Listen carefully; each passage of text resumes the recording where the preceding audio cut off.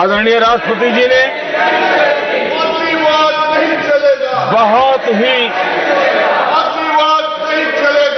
बढ़िया तरीके से पूरी संवेदनशीलता के साथ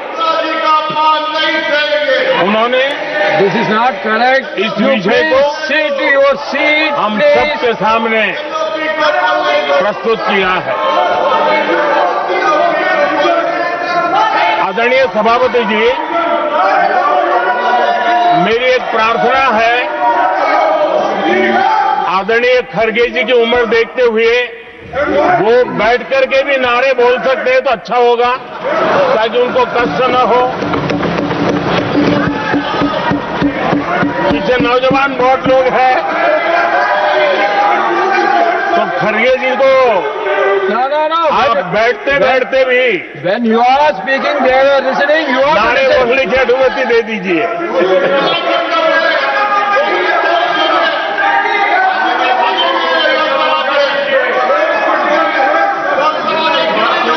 आदरणीय सभापति जी, राष्ट्रपति जी ने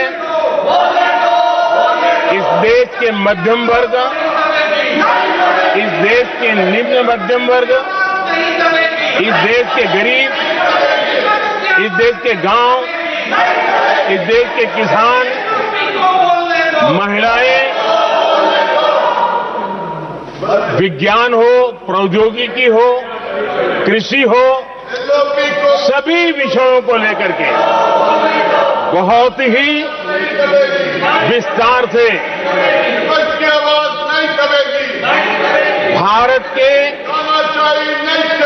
प्रगति का एक स्वर संसद में गूंजा है।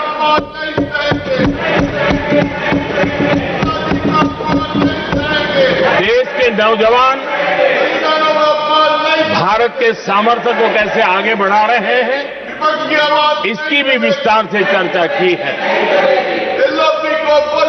हर वर्ग के सामर्थ्य को उन्होंने शब्दांकित किया है, और इतना ही नहीं, आदरणीय राष्ट्रपति जी ने भारत के उज्जवल भविष्य के प्रति एक विश्वास व्यक्त किया है।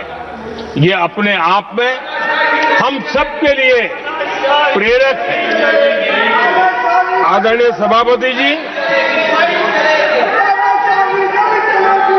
21वीं सदी का प्रथम क्वार्टर पूरा हो चुका है, लेकिन ये दूसरा क्वार्टर जैसे पिछली शताब्दी में भारत की आजादी के जंग में दूसरा क्वार्टर बहुत ही निर्णायक बना था। मैं साफ साफ देख रहा हूं कि विकसित भारत के निर्माण की दिशा में ये दूसरा क्वार्टर भी उतना ही सामर्थ्यवान होने वाला है, उतना ही तेज गति से आगे बढ़ने वाला है। और इसलिए आदरणीय सभापति जी, राष्ट्र का हर व्यक्ति ये महसूस कर रहा है कि एक अहम पड़ाव पर हम पहुंच चुके हैं। अब न हमें रुकना है, न हमें पीछे मुड़ करके देखना है। I will not go against what you are doing. आगे ही आगे देखना Please, my है, dear. I am not going to let गति you से चलना down. है। You please, my dear. और लक्ष्य को प्राप्त करके ही हमें सांस लेनी है, उस दिशा में हम आगे बढ़ रहे हैं। Nothing should go on without except to the Prime Minister's speech.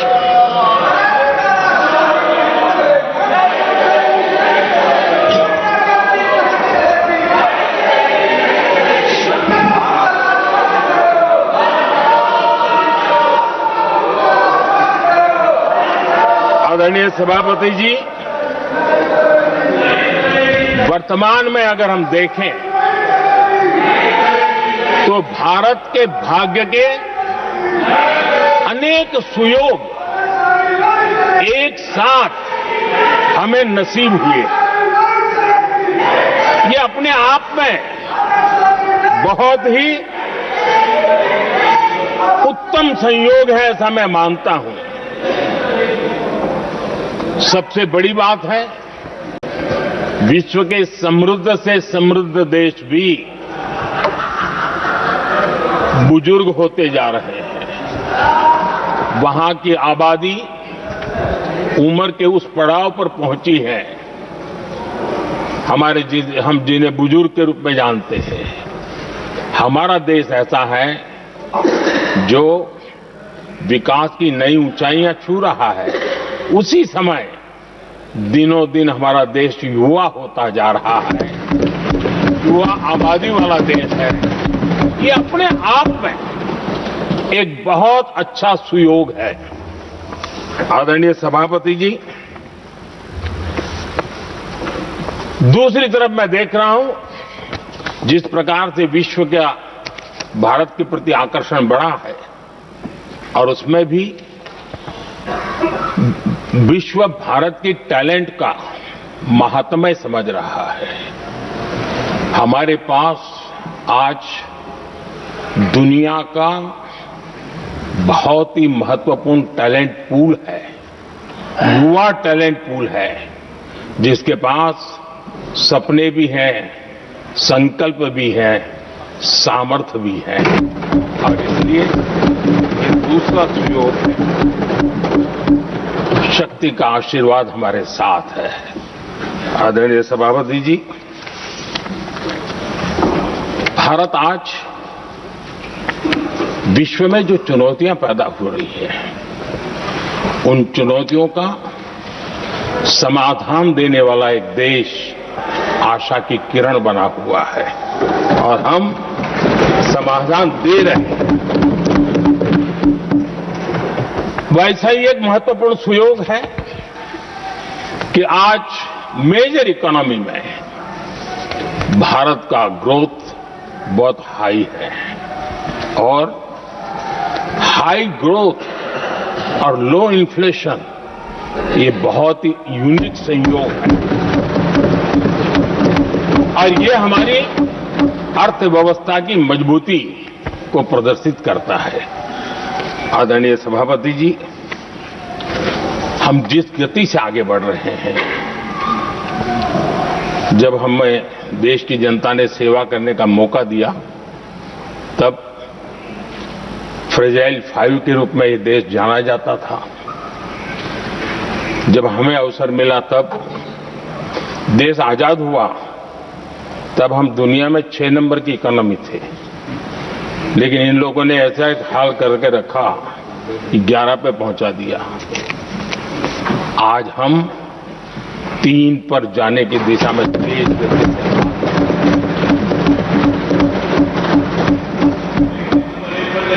आदरणीय सभापति जी, आज कोई भी सेक्टर देश लीजिए, चाहे साइंस हो, चाहे स्पेस हो, चाहे स्पोर्ट्स हो, हर क्षेत्र में आज भारत एक कॉन्फिडेंस के साथ, आत्मविश्वास से भरा हुआ भारत है।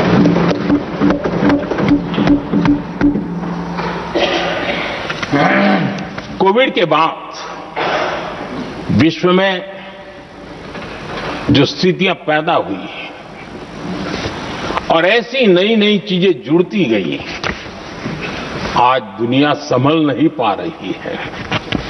ऐसे में साफ साफ नजर आ रहा है कि दुनिया एक नए ग्लोबल ऑर्डर की तरफ, नए वर्ल्ड ऑर्डर की तरफ आगे बढ़ रहा है।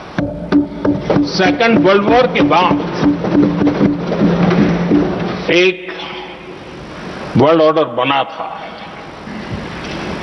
अब एक नए वर्ल्ड ऑर्डर की तरफ विश्व बहुत तेजी से आगे बढ़ रहा है और सबसे बड़ी खुशी की बात है, सारी घटनाओं का और राजनीतिक तरीके से निष्पक्ष भाव से विश्लेषण करेंगे तो झुकाव भारत की तरफ है।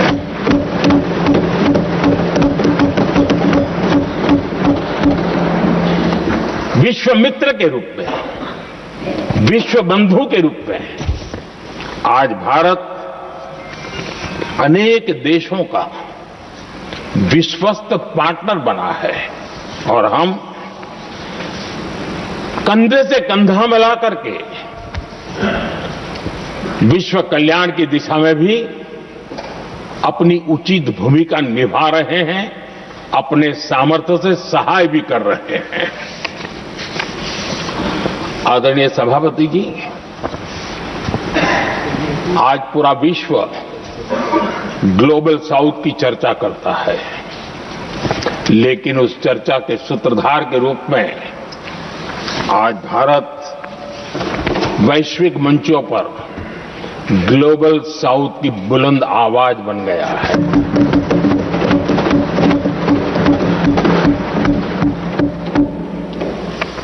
अनेक देशों के साथ आज Bharat future ready trade deals कर रहा है।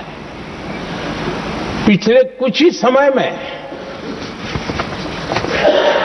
दुनिया के महत्वपूर्ण 9 बड़े देशों के साथ 9 बड़े हमारे ट्रेड डील हुए हैं और उसमें मदर ऑफ ऑल डील एक साथ 27 देशों के साथ, यूरोपियन यूनियन के साथ।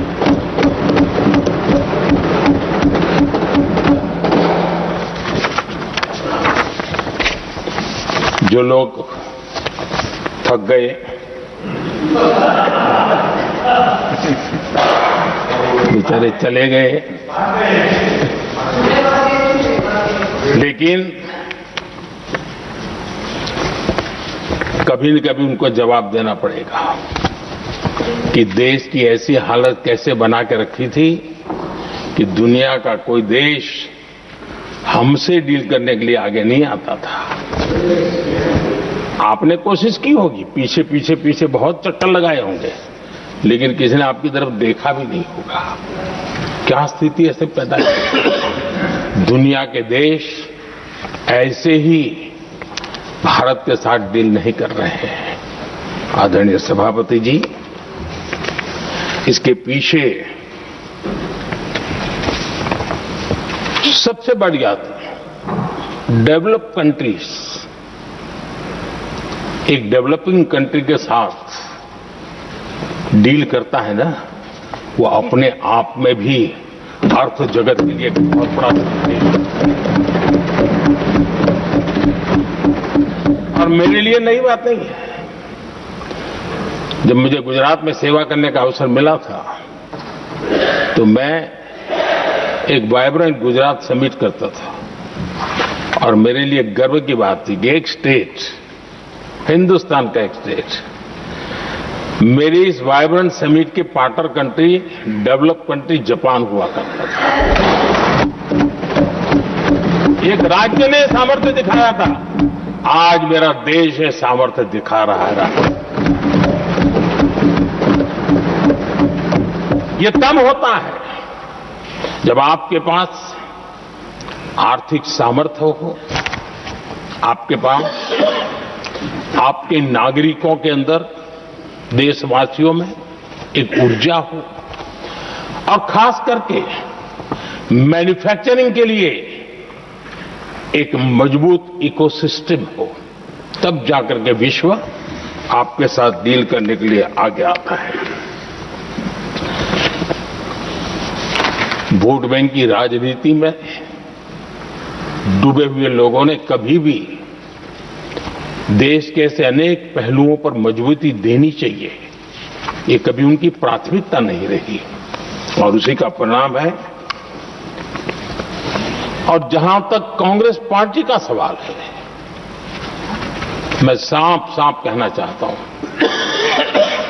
और मेरे शब्दों पे भरोसा नहीं तो मैं देश को लोगों का कुछ मत करो, सिर्फ लाल किले से कांग्रेस के प्रधानमंत्रियों के जो भाषण है, सिर्फ उन भाषणों का एनालिसिस कर लो, आपको साफ साफ लगेगा कि न उनके पास कोई सोच थी, न उनके पास कोई विजन था और न ही कोई इच्छा शक्ति थी। और इसका परिणाम है कि देश को इतना भुगतना पड़ा। आदरणीय सभापति जी, मैं कोटि कोटि देशवासियों का आभारी हूं। उन्होंने सेवा करने का अवसर दिया। हमारी काफी शक्ति उनकी गलतियों को ठीक करने में जा रही है। दुनिया के मन में जो उनके समय की छवि है, उस छवि को धोने में मेरी ताकत लगती है। ऐसा बर्बाद करके रखा हुआ था। और इस काम के लिए हमने फ्यूचर रेडी पॉलिसीज पर बल दिया है। और आज आपने देखा होगा, देश नीति के आधार पर चल रहा है, पॉलिसीज के आधार पर चल रहा है। एडोकिज्म को हमने त्याग कर दिया है और उसके कारण विश्व का विश्वास बनता है। हमने रिफॉर्म, परफॉर्म, ट्रांसफॉर्म के मंत्र को लेकर के आगे बढ़े और आज स्थिति ऐसी है कि देश रिफॉर्म एक्सप्रेस पर सवार हो चुका है।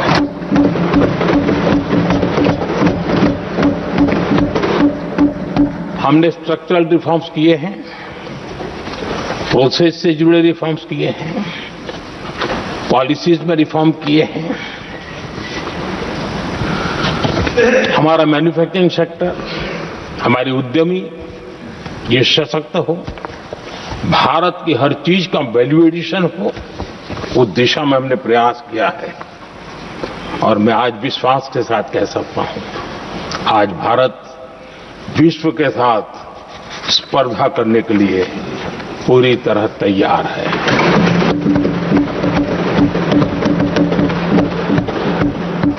जब मैं विश्व के सीईओ फोरम की समिट देखता हूं, आज दुनिया हमारे उद्यमियों को समानता के रूप में देखती है। और जब पिछले दिनों सभी दलों के डेलीगेशन विश्व में गए थे, ये भाव उन्होंने भी अनुभव किया और आकर के मुझे सभी दल के माननीय सांसदों ने अपने अनुभव बता रहे थे, बड़ा गर्व से कह रहे थे कि हाँ, बराबरी से बात हो रही है। ये हमारे लिए अपने आप में बात है। आदरणीय सभापति जी, एमएसएमई का बहुत बड़ा नेटवर्क जितना सामर्थ्यवान होता है, वो लंबे अरसे तक इकोनॉमी को एक ताकत देता है। हमने उस दिशा में बल दिया और हमने कई रिफॉर्म्स किए हैं। आज हमारे एमएसएमई नेटवर्क पर दुनिया का भरोसा बढ़ रहा है। बड़े बड़े हो सकता है हम हवाई जहाज नहीं बनाते होंगे, लेकिन कई हवाई जहाज है जिसमें कई पुर्जे मेरे देश के छोटे छोटे एमएसएमई बना रहे हैं। आदरणीय सभापति जी, देश में हुए इन प्रयासों का नतीजा सबके सामने है। बड़े बड़े देश भारत के साथ व्यापारिक संबंध बनाने के लिए बहुत ही आतुर है। यूरोपीय संघ का ट्रेड डील हो, अमेरिका के साथ अभी हुआ जो ट्रेड डील हो, और कल हमारे पीयूष जी ने सदन में विस्तृत जानकारी भी दी है। और पूरा विश्व खुल करके इस ट्रेड डील का तारीफ कर रहा है। और उसमें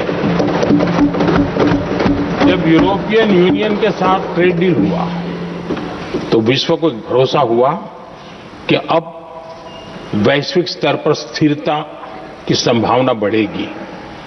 अमेरिका के साथ ट्रेड डील होने के बाद विश्व को और भरोसा हो गया कि जो स्थिरता की एहसास हो रहा था, अब गति का भी एहसास होने लगा है। अब विश्व के लिए शुभ संकेत। आदरणीय सभापति जी, इसका सबसे बड़ा लाभ हमारे देश के नौजवानों को होगा। और जब मैं नौजवान कहता हूं तो उसमें मध्यम वर्ग का भी नौजवान होता है, शहर का नौजवान भी होता है, गांव का नौजवान भी होता है, बेटा भी होती है, बेटी भी होती है। और इसलिए उसे टुकड़ों में न देखा जाए।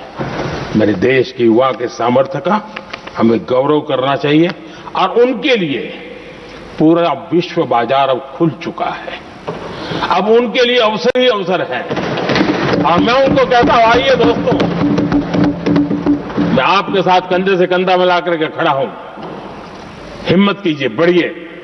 देश आपके साथ खड़ा है और दुनिया आपका स्वागत करने के लिए इंतजार कर रही है।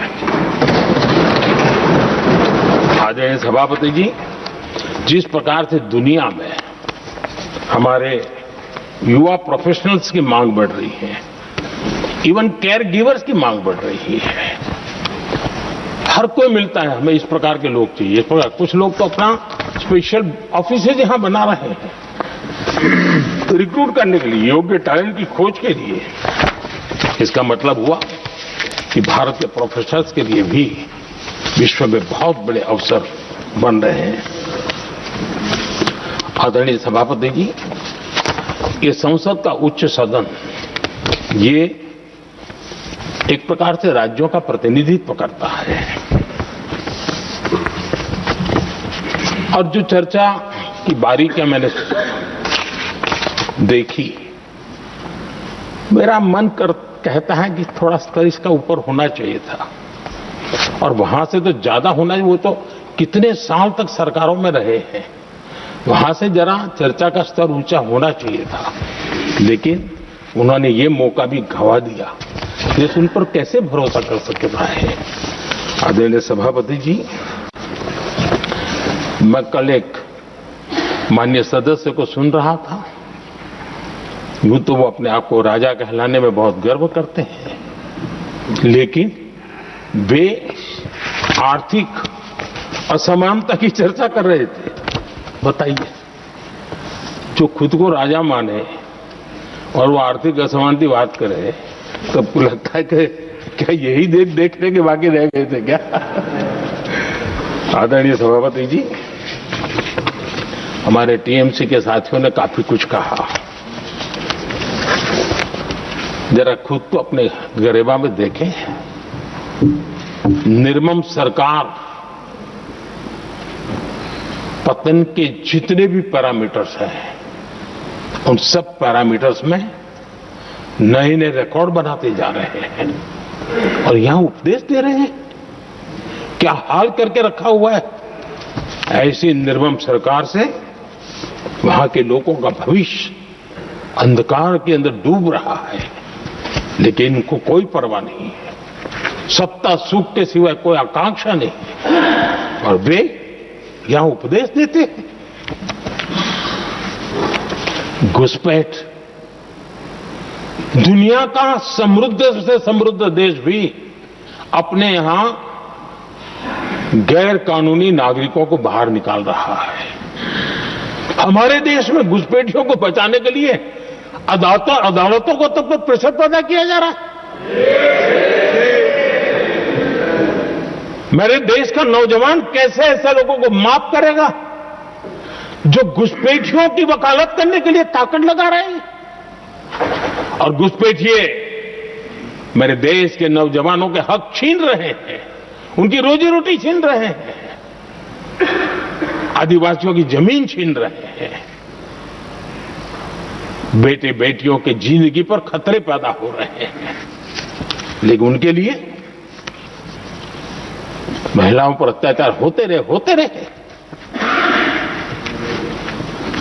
सत्ता नीति के सिवा कुछ करना नहीं, और वो यहां पर हमें उपदेश दे रहे हैं।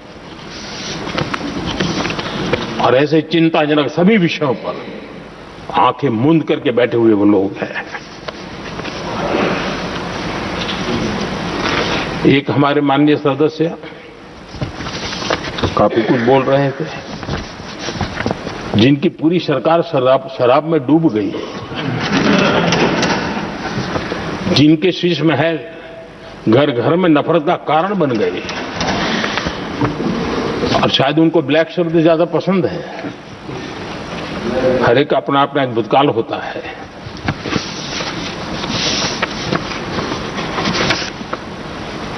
पता नहीं ब्लैक के साथ उनका क्या पुराना रिश्ता है। आदरणीय सभापति जी,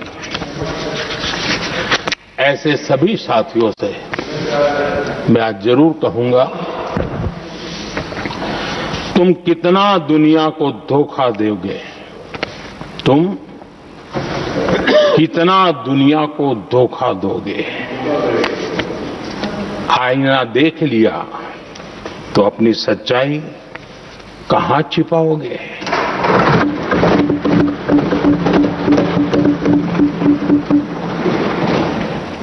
कांग्रेस हो, टीएमसी हो, डीएमके हो, लेफ्ट हो, ये दशकों से केंद्र में सत्ता में रहे हैं, सत्ता के भागीदार रहे हैं।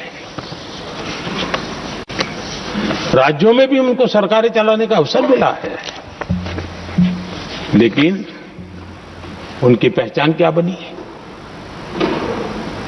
आज डील की चर्चा होती है तो गौरव से कहते हैं, तब डील की चर्चा होती थी तो बॉफोर्स डील याद आता था। ये डील होते थे।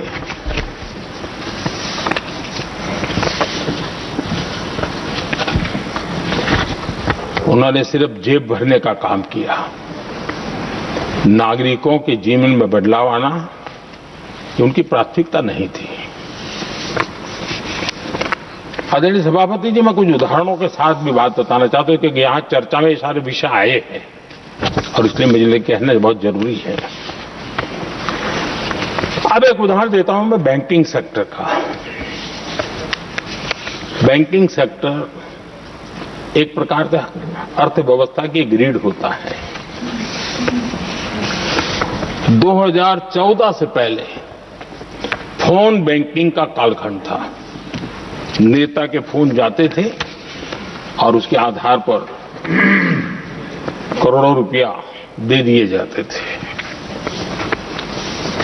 और गरीबों को तो बैंकों में दुत्कार मिलती थी, नफरत होती थी। देश की 50% से ज्यादा आबादी बैंक के दरवाजे तक नहीं देख पाई थी।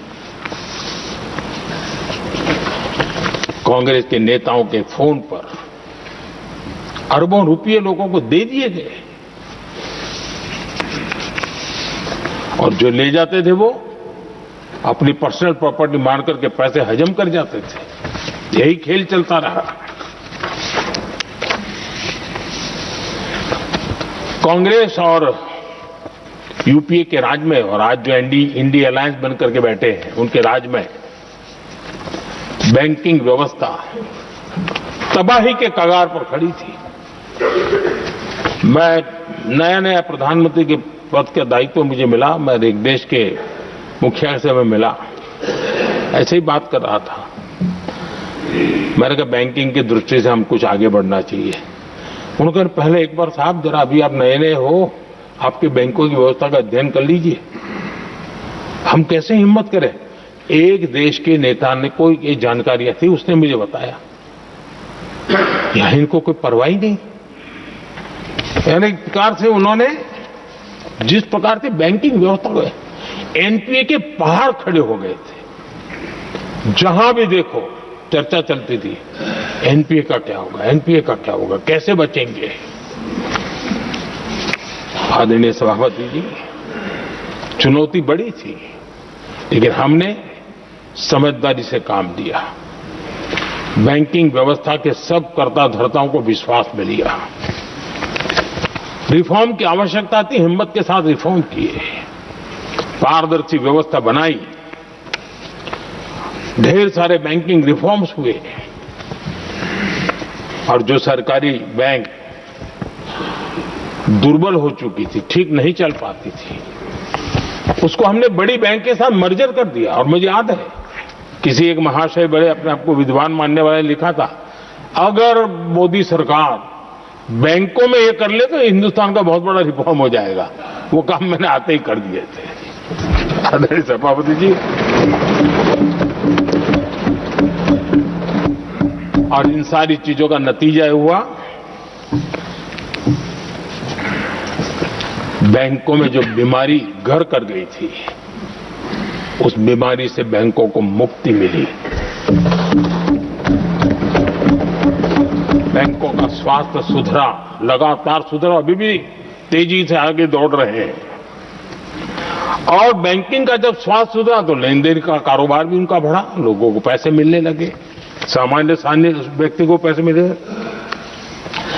ऐसे ऐसे गरीब लोगों को लोन मिले जिनके लिए कभी बैंक के दरवाजे बंद थे, बेचारा दूर से देख करके उसे जाना पड़ता था। आज मुद्रा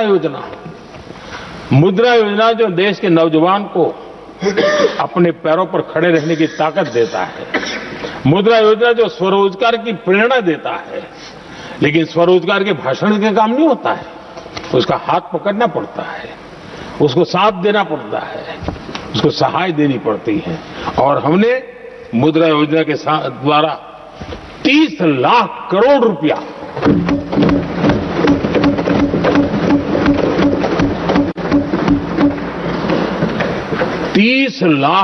रुपया से ज्यादा लोन मुद्रा योजना के माध्यम से और बिना गारंटी देश के नौजवानों के हाथ में दिया और उन्होंने अपने कारोबार को आगे बढ़ाया। और गर्व की बात है, उसमें बहुत बड़ी मात्रा में माताएं बहनें भी हकदार बनी, लाभार्थी। सेल्फ हेल्प ग्रुप, इन दिनों ग्रामीण महिलाएं बड़े सपने देखती हैं, खुद अपने पैरों पर खड़ा होना चाहती थी। विमेन सेल्फ हेल्प ग्रुप का हमने विस्तार तो किया ही किया, लेकिन 10 करोड़ बहनों को हमने सीधी आर्थिक मदद की व्यवस्था की। हमारे एमएसएमई सेक्टर को हमने भरपूर लोन दी। और मैं आज बड़े संतोष के साथ, बड़ी जिम्मेवारी के साथ इस पवित्र सदन में कहना चाहता हूं, हमने एनपीए जिसके पहाड़ हुआ करते थे 2014 के पहले, आज उसको हमने नीचे निम्न स्तर पर लाकर के खड़ा कर दिया। आज एनपीए 1% से भी नीचे है। ये अपने आप में बैंकों के स्वास्थ्य के लिए बहुत उत्तम काम हमने किया है। इतना ही नहीं, हमारे बैंकों का प्रॉफिट आज रिकॉर्ड पर है, हाई रिकॉर्ड है उसके। ये अपने आप में देश की अर्थव्यवस्था को ताकत देने के लिए, बैंकिंग व्यवस्था मजबूत होती है तो बाकी अर्थव्यवस्था को भी मजबूती मिलती है। उस काम को कहेगा आदरणीय सभापति जी। मैं एक और उदाहरण देना चाहता हूं।